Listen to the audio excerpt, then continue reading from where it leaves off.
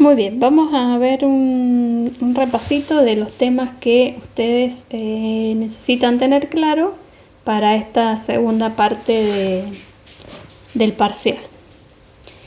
Yo siempre les digo que se fijen al inicio de cada taller, ¿cierto? En este caso tenemos taller 3 y 4. Se fijen porque en general tenemos qué conceptos están involucrados en este taller, entonces uno leyéndolos tiene que pensar, ¿lo sé eso o no? Si no lo sé, muy bien, ya sé qué es lo que tengo que ir a repasar o mirar o preguntar.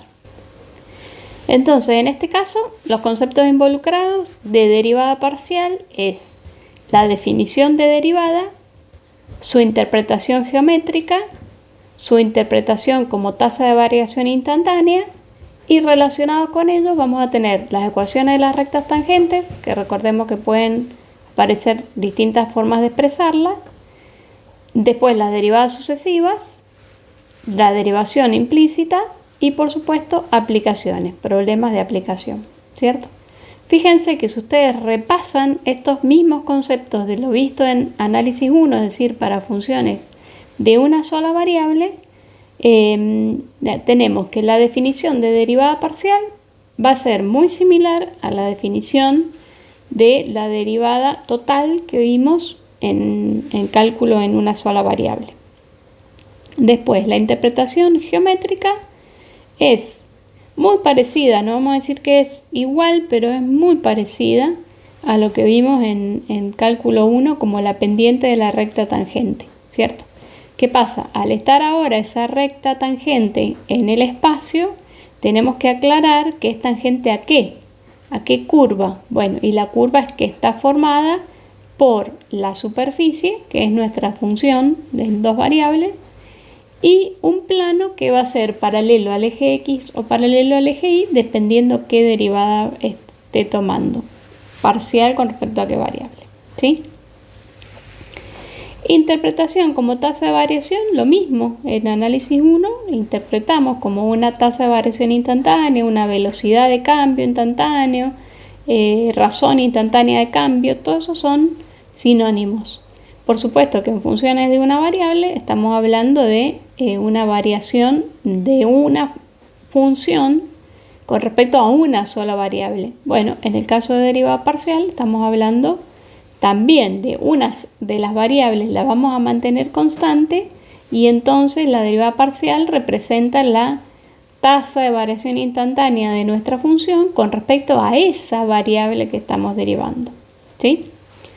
La ecuación de la recta tangente, lo que yo les decía es que bueno, van a aparecer las tres formas que ustedes tienen que conocer de escribir la recta tangente: en coordenadas cartesianas, de forma paramétrica y de forma vectorial, que están igualmente las tres muy relacionadas entre sí. Si yo sé una, interpreto lo que son las otras dos, rápidamente puedo llegar de una forma a la otra. Derivadas sucesivas, también lo vimos con derivadas totales, cuando derivábamos respecto de una variable dos veces, ¿sí? ¿Qué diferencia hay? Es que ahora pueden aparecer que derivemos primero respecto de una variable y luego respecto de la otra, pero el mecanismo de derivación es exactamente el mismo. Si yo sé derivar, voy a poder hacer derivadas parciales sucesivas. Y aparece el teorema de Schwarz, que habla de las derivadas parciales de segundo orden cruzadas, que facilita en muchos casos los cálculos.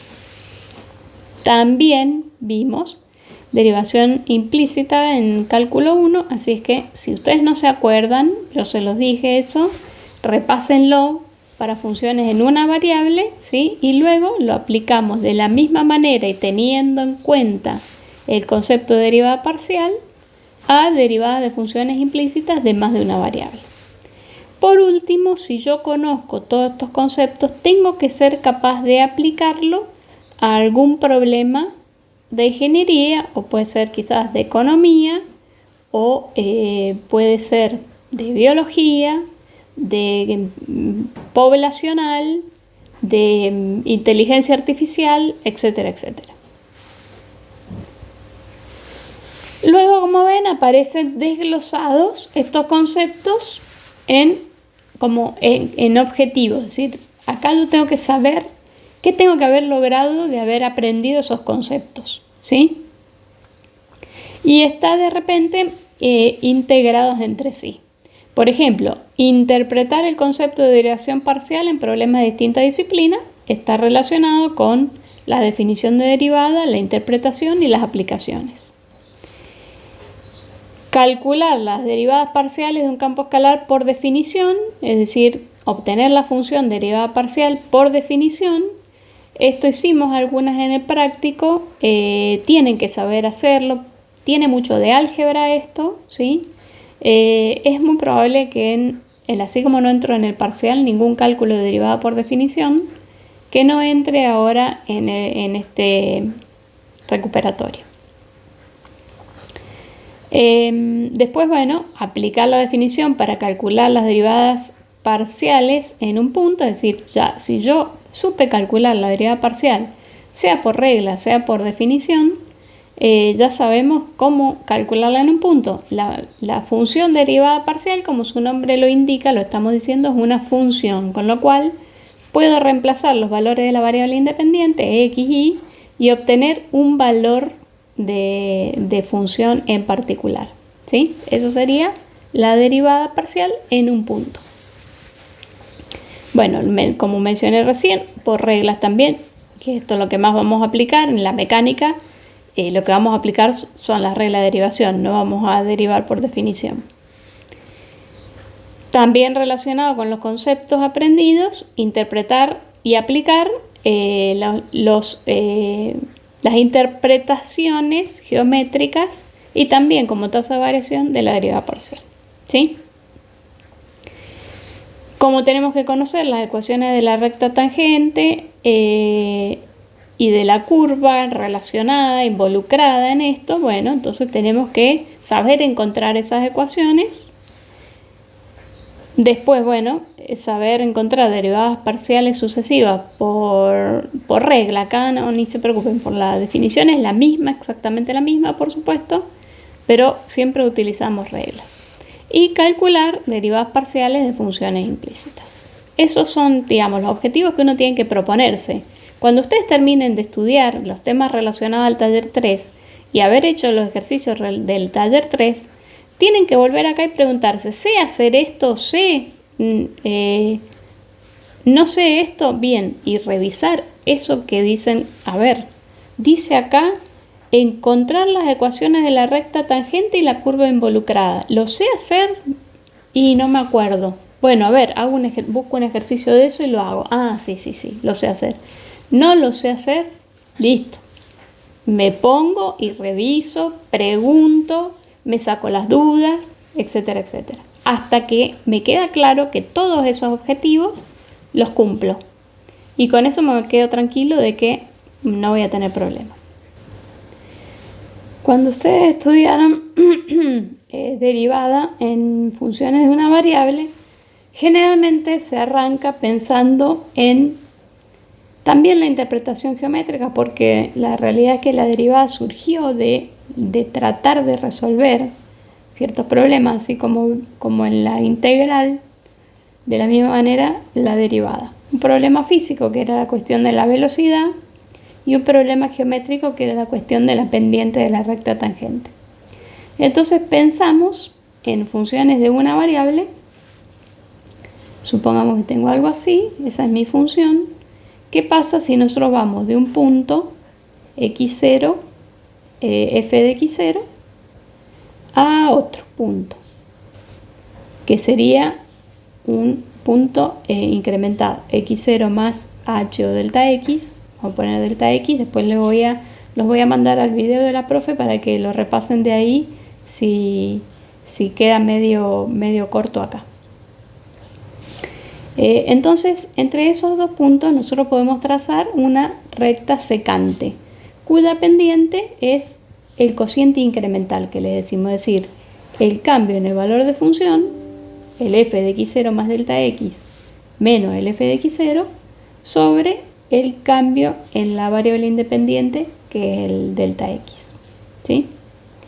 De la misma manera, si nosotros pensamos que, por ejemplo, tomo una superficie, una f de xy,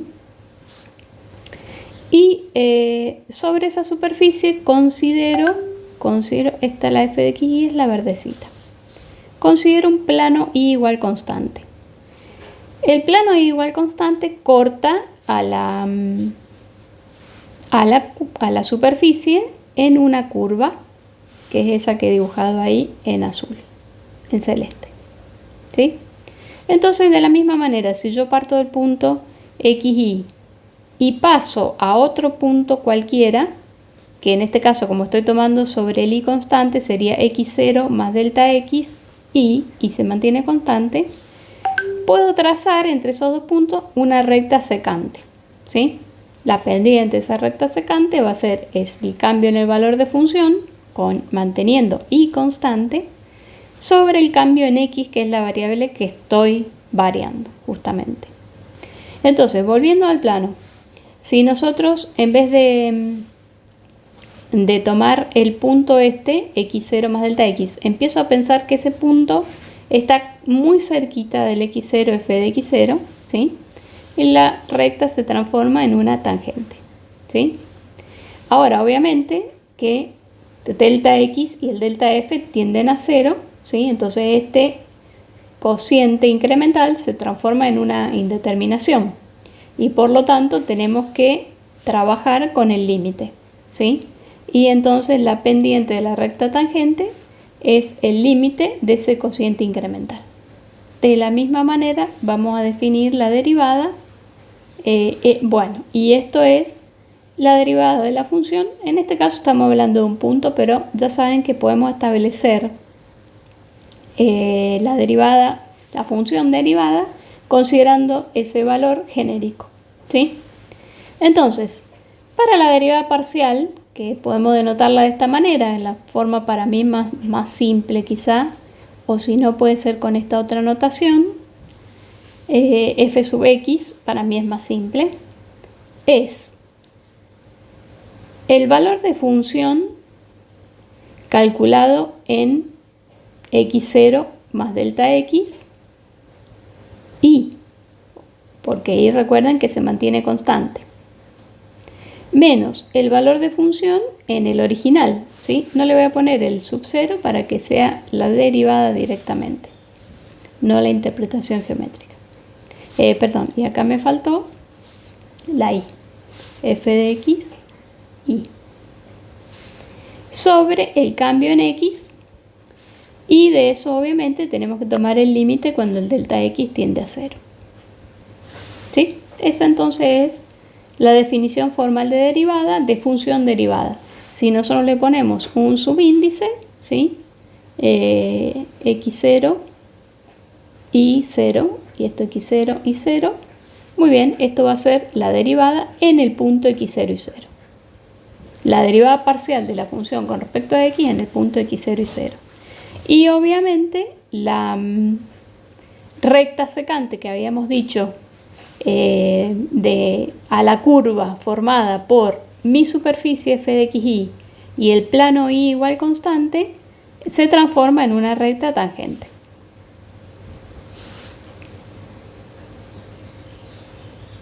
Vamos a ver ahora cuya entonces interpretación geométrica de esta derivada parcial en un punto, la derivada parcial con respecto a x de la función f de xy en un punto x0 y 0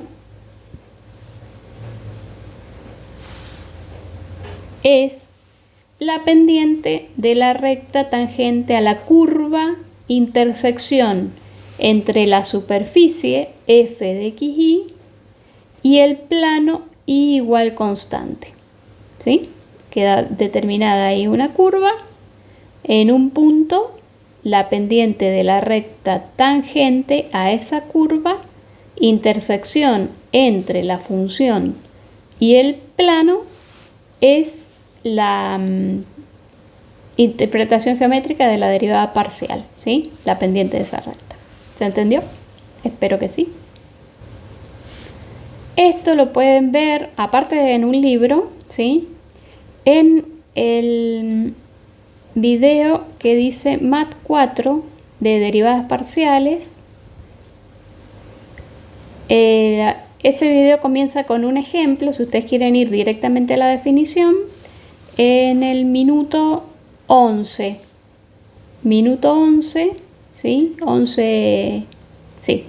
En el minuto 11 pueden ver esa definición. También está planteado para una función y una variable y después para las derivadas parciales. De esta misma definición que acabamos de decir, de la interpretación geométrica, podemos deducir las ecuaciones de esa curva, ¿sí? Y de la recta tangente. Primero vamos a poner las ecuaciones de la curva, ¿sí? Vale decir, estamos hablando de la curva que está en celestito. Cuando nosotros decimos la interpretación geométrica de derivada parcial, decimos que es la pendiente de una recta tangente. ¿A qué cosa? A la curva de intersección entre la función nuestra y un plano y igual constante. Y ahí estamos diciendo cuál es la ecuación de la curva. Estamos diciendo que es la intersección entre nuestra función f de xy y que será igual a algo, por ejemplo, que sea x cuadrado más y cuadrado más 9. Bueno, entonces va a ser x cuadrado más 9. Y recuerden que la intersección, ¿sí? En la lógica simbólica es ese acento circunflexo. ¿Intersección qué? Y la ecuación de y igual y 0, si estamos calculándolo, ¿no? Para y igual constante, igual y 0. Y igual y 0.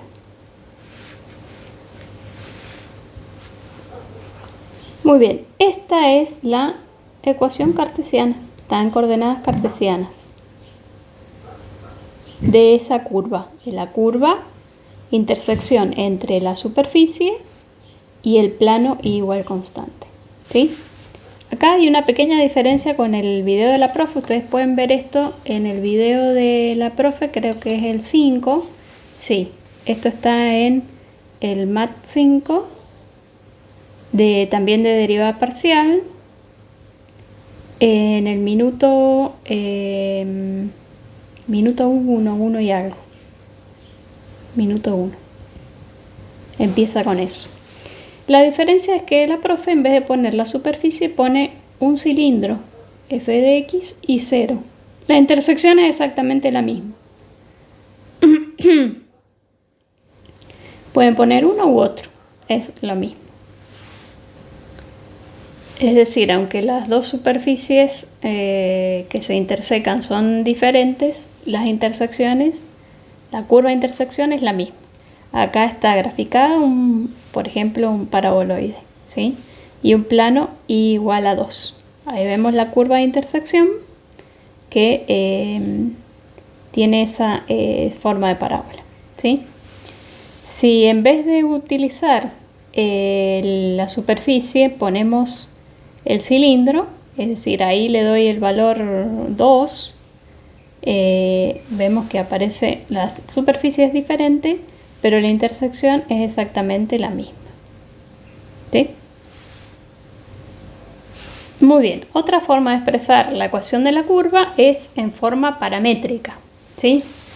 ¿Qué les recomiendo yo para que terminen de entender lo que es una ecuación dada en forma paramétrica? Cuando nosotros trabajamos en física con el movimiento parabólico, ¿sí? El movimiento parabólico es, obviamente, como es una ecuación de movimiento justamente, la posición depende del tiempo. Pero nosotros podemos graficar esa posición, que como ahora es en el plano, está en XY, ¿cierto? Como la trayectoria, como una parábola. Supongamos que es esa. En donde nosotros sabemos que los puntos X e Y, ¿sí? Dependen del tiempo, según qué ecuaciones. Recuerden, en la parábola, en el movimiento parabólico, La posición en X es la velocidad en X, que era la velocidad que tenía inicialmente el móvil por el coseno del ángulo de tiro. Esto es un número, en definitiva, por t. La variable es t, ¿sí? Vamos a suponer, para que no hacerles lío, vamos a poner un número. Supongamos que la componente en X de la velocidad es 5. Así que esto sería 5 por t. Y la variable y es la velocidad inicial en y, supongamos que es 3 por t, menos, acá le voy a poner 5, que sería la aceleración de la gravedad, dividido 2, considerada que es 10, por t cuadrado. Vale decir que si yo le doy valores al tiempo, que es lo que nosotros decimos el parámetro, que en este caso, como es algo aplicado a la cinemática, en definitiva, al parámetro le llamo tiempo, ¿sí? Muy bien, le voy dando valores a t, obtengo un valor para x y para y. Entonces ubico ese puntito en el plano. Doy otro valor, obtengo otro puntito y así. Entonces eso decimos que esta parábola está dada en forma paramétrica. Para poder calcular cuáles son los puntos que forman la trayectoria, lo que tengo que hacer es darle valores a t y con eso obtenemos, usando las paramétricas, los valores de x y de y. Y los voy graficando, ¿sí? Muy bien, entonces, acá como estamos hablando de puntos en el espacio, voy a tener x, y z. Recuerden que esto en forma ordenada porque siempre, al ser ternas ordenadas los puntos en el espacio, siempre lo damos de esta forma así ordenadita. Y ponemos todo en función de un parámetro, que le podemos llamar t, a veces aparece como t, y si no, ¿qué pasa? Nosotros acá en este caso tenemos que y va a ser una constante, es decir que ya sabemos que esto vale i0, es un número, ¿sí? No es el parámetro. Para cualquier valor del parámetro i va a valer siempre lo mismo. Entonces en estos puntitos i vale siempre lo mismo. Al que hago variar es a x, entonces a x va a ser mi parámetro en definitiva. Le puedo poner t si ustedes piensan que lo entienden mejor, y si no, lo dejamos como x. Y como x es el parámetro, z sí nos va a quedar como una función de x. Y además y 0. ¿Sí? Entonces, ¿qué cambia? Fíjense que no es muy diferente de lo que hemos escrito antes. La única diferencia es que tengo que escribir los tres coordenadas de un punto, es decir, x, y z, y darle a x el valor del parámetro t o x. Ahí el valor constante que toma y a z el valor de función, considerando que y vale i0. ¿Sí? Y otra cosa importante en las paramétricas es poner el valor del parámetro, que yo ya le estaba poniendo t, pero le estamos poniendo x. ¿Sí? X, obviamente, como el dominio de esta función son todos r, entonces el parámetro va a valer r. Cualquier valor real. ¿Sí? Hay veces que no es así y hay veces que tenemos que considerar un segmento. Por ejemplo, cuando parametrizamos un segmento de recta, el valor del parámetro no son todos los reales, sino que va a depender cuál es el punto de inicio y cuál es el punto final de ese segmento de recta. ¿Sí? Ahí tenemos entonces la forma paramétrica de expresar la curva de intersección entre la superficie y el plano y igual constante. La última forma es la forma vectorial y si nosotros ya hemos logrado hacer la forma paramétrica, la forma vectorial se desprende de ahí. Porque lo que hacemos es considerar, en vez de que tengo un punto, acá en el plano un punto XY, considero que eso es un vector de posición. ¿Y qué componentes tiene ese vector de posición? Las mismas que las coordenadas del punto, XY. En el espacio es exactamente igual, ¿sí? Voy a tener un vector que le podemos llamar R, que va a tener tres componentes, ¿sí? X, Y, Z, que son las mismas que la de la paramétrica, ¿sí? Entonces, ¿qué ecuación va a tener la forma vectorial de esta curva? Va a ser la componente X, nosotros lo hemos llamado X, ¿sí? Como esto tiene que ser un vector, entonces este x va a tener que ir multiplicado por el versor y, que era el versor, recuerden, en la dirección del eje x.